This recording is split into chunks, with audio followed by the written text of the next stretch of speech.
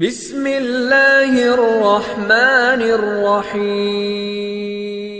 السلام علیکم ورحمۃ اللہ وبرکاتہ۔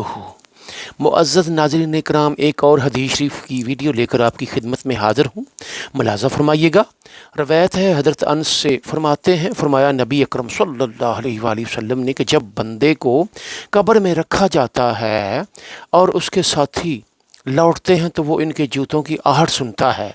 اس کے پاس دو فرشتے آتے ہیں، اسے بٹھاتے ہیں، پھر کہتے ہیں کہ تو ان صاحب کے متعلق کیا کہتا تھا، یعنی محمد صلی اللہ علیہ وآلہ وسلم کے متعلق؟ تو مومن کہہ دیتا ہے کہ میں گواہی دیتا ہوں کہ وہ اللہ کے بندے اور اس کے رسول ہیں۔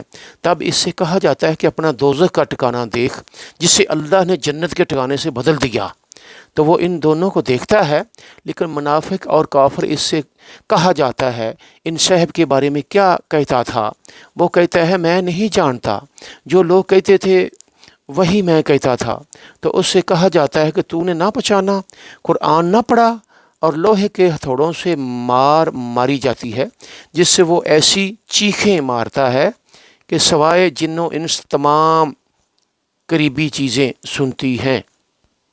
صلو علی الحبیب صلی اللہ تعالی علی محمد وعلی آلہ وصحبہ وبارک وسلم۔